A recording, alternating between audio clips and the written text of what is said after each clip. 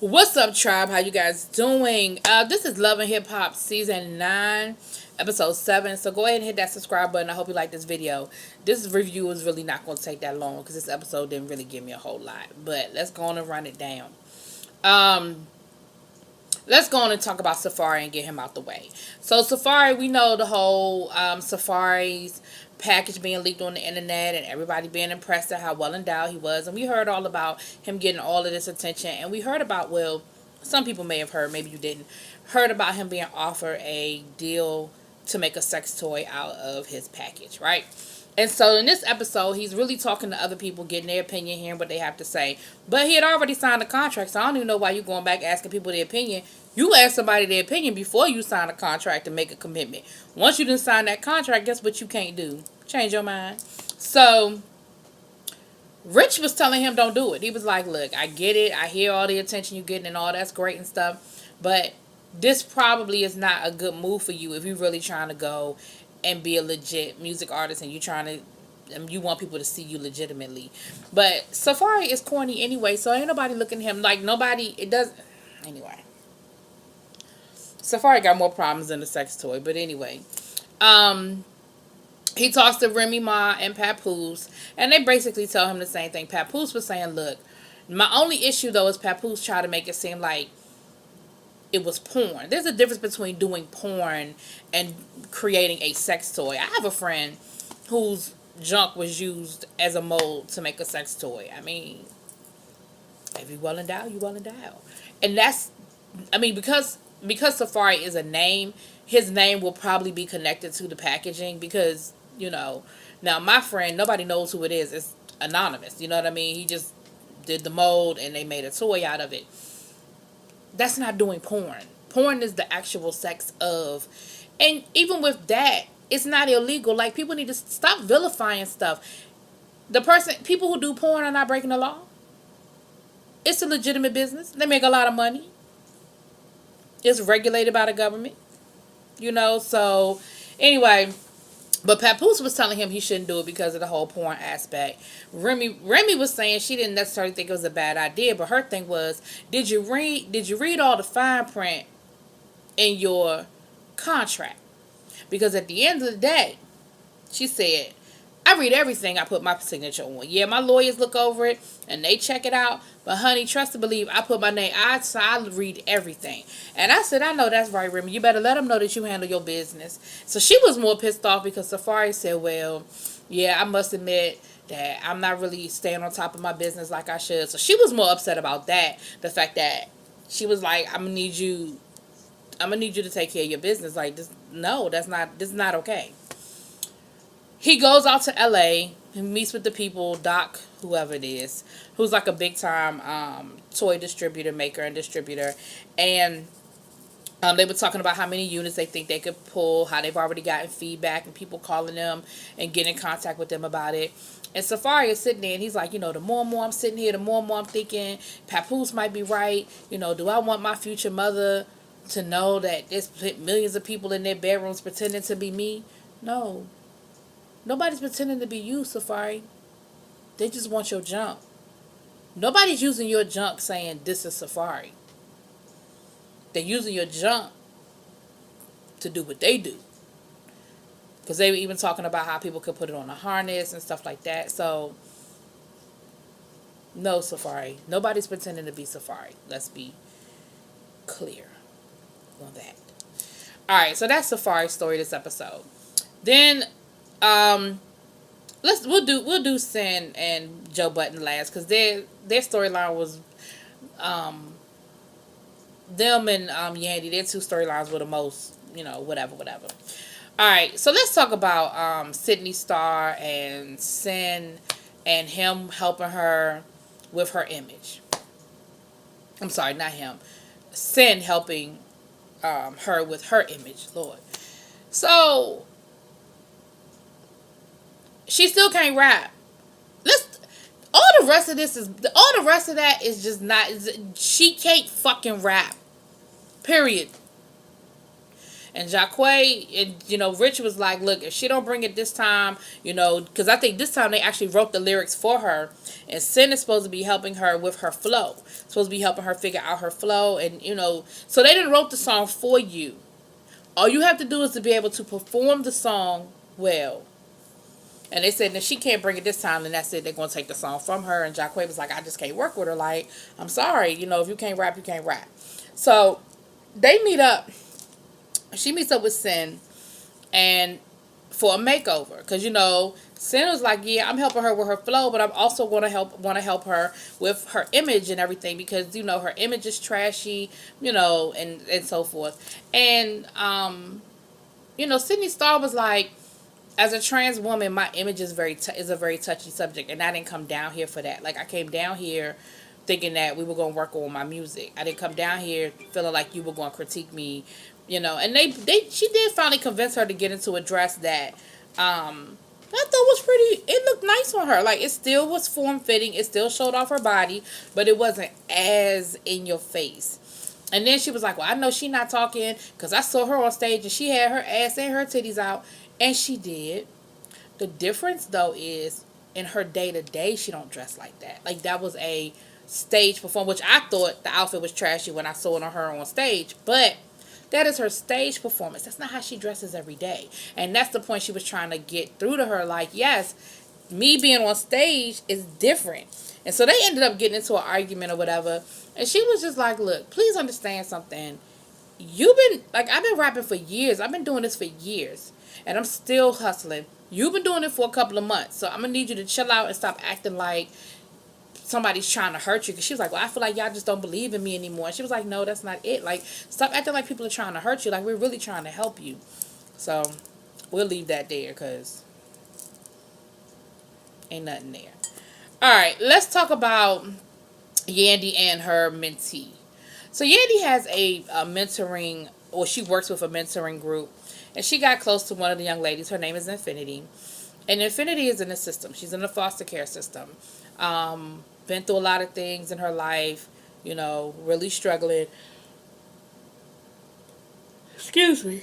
Excuse me. And she was in foster care. And it was a bad situation. And she was actually going to run away. And she told Yandy, hold on. And she told Yandy that things weren't going well, she wasn't being treated well, she was going to run away. So Yandy told her she could come and stay with her. Well, in the interim, Yandy couldn't get in touch with her caseworker or her lawyer or anybody like that, and the girl just one night turned into a week.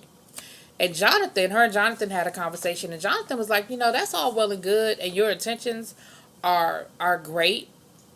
However, you can't just be kidnapping kids. Like in the eyes of the law, you didn't kidnap this child. Like, you didn't stole this child, and she is a ward of the state, and she's supposed to be where the state puts her. And if she's with you without permission, without the proper permission from the proper places, then you are really harboring a fugitive, and you could get in trouble. And Yandy was like, what? She was like, so what? And Jonathan was like, look, I ain't all up on the law, so you might just want to make sure you cross all your T's and dot all your I's before your ass end up caught up in this mess. And he was like, what you're doing is a good thing. You just got to do it the right way or you're going to get caught up, which is true. Everything he said was 100% valid.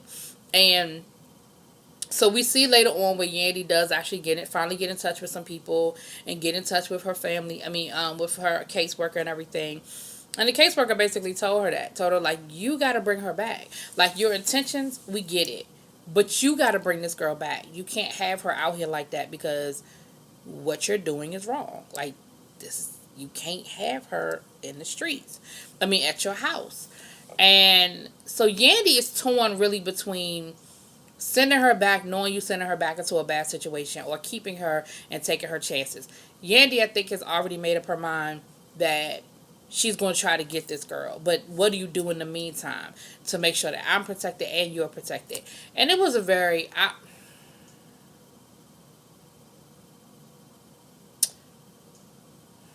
I'm trying to be nice. I feel like this... The story is real because I saw on social media where Yandy, spoiler alert, Yandy ended up getting custody of the girl. When I say custody, I'm not sure what the legal term. I don't know if she's her foster mother, whatever the process was. But you saw on social media where the young lady does live with her now. But that scene seemed sort of fake. I think what's happening is real, but that scene seemed very contrived. And I hate to say that because there's a little girl involved who I'm sure has a horrible story and a horrific situation. And Yandy, A+ to you for helping this young lady. But I'm just talking about for the purposes of the show. That scene seemed real. I don't know. Y'all tell me what y'all think. Watch it and tell me how y'all feel about that scene. Y'all feel like how y'all feel about that scene. Oh, we did see another scene with Sydney Starr and her friend. What was his name? Malik. Byron. I don't know where I got Malik from. His name is Byron. And she raps for Byron. Now, we saw Byron early on in the season when he was like, what's Rich Dollars doing for you? So what's that about? But he, again, what I like about Byron knows Byron is honest. Byron was like, well, after she got done rapping and she was like, what you think? Byron was like, I mean, we still being honest. And she was like, yeah, tell me what you think. And he said, I definitely feel like there's room for improvement. But he basically told her, like, look, when they bring criticism to you, the criticism is coming in the right way. Like, these are people who said they're trying to help you. So they're not trying to tear you down for no reason. They're trying to be honest with you, and you need to listen to their criticism, and you need to take it all in. And he said, you know, it's a little rough. He was like, when I listen to stuff on the radio, I don't feel like I would hear that on the radio. So he was very diplomatic, but also very straight up with her. So I like Byron. They need to bring Byron ass on here. I don't know what Byron does. I don't know if he got nothing to do with hip hop, but I like Byron. They could put Byron in Jonathan's place to be the stereotypical gay friend, because Byron funny. I've only seen him in 2 scenes, but the 2 scenes I saw him in, I would want to see him more and more. All right, so last but not least, let's talk about this whole situation with Joe Budden, Sin Santana. Okay, so the beginning of the episode, I'm going all the way back to the beginning. We see Joe and Remy Ma, you know, they do the show, State of the Culture, which is actually a really good show. I love me some Remy Ma anyway, and it's a really good show. And he gets Remy to talk to Sin. He said, you know, I really think she's dealing with postpartum depression. Maybe she'll hear that maybe she'll hear it from another woman, because when I talk to her, it doesn't seem to connect. She doesn't listen to me. She doesn't respect what I'm saying. It seems to go in one ear and out the other. So maybe if she hears it from you, y'all can bring it together. And so Remy goes to talk to her. And when Remy talks to her, she said, look, I've heard Joe's side of the story. Let me hear your side of the story. So when she hears Sin's side of the story, and Sin is saying, look, I need time. Like, I feel like we're just not connecting. Yes, I've gone through some postpartum. You know, I haven't been able to lose the baby weight, you know, like I wanted to. You know, just a lot. And then Remy brings up the whole nanny thing. And Sin is like, I don't want a nanny. I don't want somebody else watching my child, because I just don't trust anybody. And that's not healthy for a lot of reasons. Now, you not wanting a nanny is one thing, but it's not healthy for you to feel like you don't want your child with anybody, because for as much as you claim you're not getting no alone time with Joe, when do you have time to give alone time if you won't let nobody watch the baby? Like, the only time y'all gonna spend together is when the baby sleep, and as the baby gets older, they gonna sleep less and less. Trust me, I know. I got a nephew, and in the beginning, I ain't had no problem babysitting him, because all he did was sleep. And when he woke up, all I had to do was give him a bottle, change his diaper, and he was back asleep. But now, I gotta actually entertain this little boy, because he only take like hour naps. And he actually wants me to entertain him. That's a whole nother conversation. So what Remy was saying, look, me and Papoose have to make sure, with everything going on and as busy as our lives are, we have to make sure that we are putting time aside for each other. When we turn off our phones, we don't, you know, we just, it's just the two of us. And Sim was like, that's a good idea. Maybe I could get Joey to commit to that. Like 1 weekend every 2 weeks or something like that, where we can agree that it's just going to be us and spending some alone time. So Joey and Sin talk. And Sid starts talking about all, what she needs from him, and she needs time alone with him or whatever. He was like, that ain't what I asked Remy to talk to her about. How we get here? So here's the problem. They have two different viewpoints on what's going on in their life, and they're so disconnected. Joey is saying, look, or Joe Button, she calls him Joey. Joe Button is like, look, I have dealt with depression, and I understand depression. He was like, I can't tell you, because she was like, what you want me to see, a therapist? You want me to take medicine? He was like, I don't know. He's so calm, it irritates me. I couldn't argue with him because he stays so fucking calm. His voice don't go up. He don't give you no reaction. But he was like, I don't know. But I know you need to do something. I don't have that answer. I said, he's so fucking... But his point is valid. I understand his point. He was like, look, I get it that we're not connected. But we're not connected because you are mentally going through something. And until you deal with what you're mentally going through, we can't reconnect in a healthy way.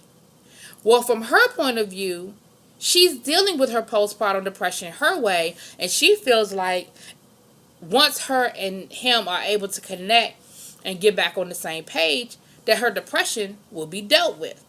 And he's like, no, that's not how depression works. And that's not how depression works. And his point is valid. And I think he thought that coming from Remy, she would receive it better or hear it from a different point of view. And she didn't really pick it up like that. And I don't think Remy went in there, like Remy didn't go in there to be your answer. She just went in there to hear the other side of the story and to talk to her, which she did what she said she was going to do. She did what you asked her to do. So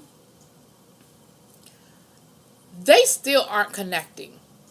And Joey, but I understand Joe Button's delivery is some shit, but his point is valid. And his point is, I have noticed that you are not, he was like, I want us to do this together. I don't want to break up with you. I don't want to leave you. I want us to do this as a team. I want us to do this together, but we got to figure out the game plan. Before we can execute as a team, we got to figure out what the plan is. And so you see scenes next week where she does go to therapy, and some things are revealed in therapy that I think are directly connected to where we are. He think, his thing is she needs to get a nanny that will help. Like, anyway, so they're just not connecting from that point of view. And she feels like, I sing in the studio, I just need my man to show me some attention and I'll be good. And he was like, I could show you all the attention in the world. You could be in the studio all day long, and you're going to come home and you're still going to be depressed, because that's not the answer. So, anyway, that's where they are, y'all. That's this week. We'll see what happens next week. Y'all let me know what y'all think. Peace.